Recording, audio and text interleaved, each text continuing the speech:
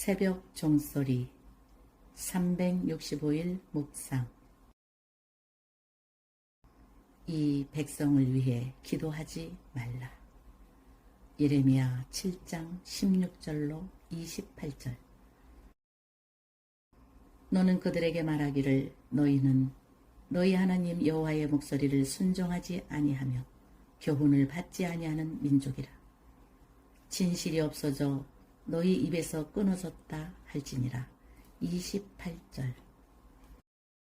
예루살렘을 이스라엘의 옛 성전인 실로처럼 폐허가 되게 하시겠다고 예언하신 하나님이 또다시 유다를 에브라임 온 자손을 쫓아낸 것 같이 내 앞에서 너희를 쫓아내리라고 하십니다. 이는 북이스라엘이 아수르의 포로가 된 것 같이 남왕국 유다 역시 바벨론의 포로가 되게 하시겠다는 말씀입니다. 다시 말하면 예루살렘 성전은 실로처럼, 예루살렘의 베냐민 자손들은 북이스라엘의 에브라임 자손처럼 모두 적국에 사로잡혀 가게 하시겠다는 뜻입니다. 그리고 예레미야 선지자를 향해 이 백성을 위하여 기도하지 말라고 하십니다. 아무리 부르짖어도 내가 듣지 않을 것이라고 하십니다. 선지자가 망해가는 백성들을 위해 어떻게 기도하기를 그만둘 수 있겠습니까? 그럼에도 하나님은 기도하지 말라, 부르짖어 구하지 말라, 간구하지 말라 며 3번씩이나 기도를 만류하셨습니다. 이것은 하나님의 분노가 극에 달했음을 뜻합니다. 유다를 완전히 포기하시고 단념하셨음을 가리킵니다. 자식들은 나무를 줍고 아비는 불을 피우고 어미는 과자를 만들어 하늘 여왕에게 바치며 다른 신을 섬김으로 이 같은 하나님의 진노를 샀다고 하십니다. 당시 유다는 바알과 아세라 같은 가나안 토속신뿐 아니라 므낫세 왕이 수입하여 전파한 하늘 여왕 같은 외래신도 섬겼습니다. 온 가족이 신종 외래 우상에 매달려 열심을 내는 모습을 보십시오.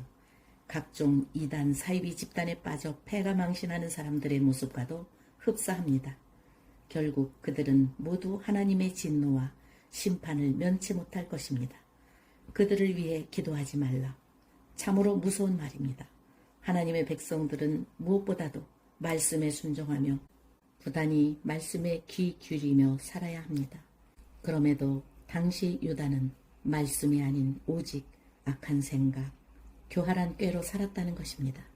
더구나 하나님에 대해 등을 돌리고 그 얼굴을 하나님 쪽으로 향하지 않았다고 했습니다.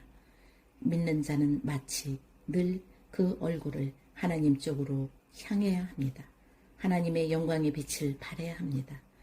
그럼에도 유다는 끝까지 고개를 돌리고 하나님을 등졌을 뿐 아니라 목을 굳게 하여 그들의 조상들보다도 더 악을 많이 행하였습니다.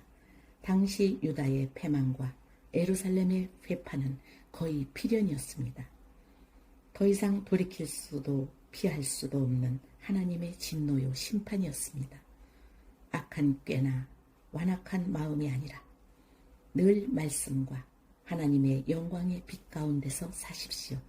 거기에 바로 행복과 축복의 삶이 있습니다.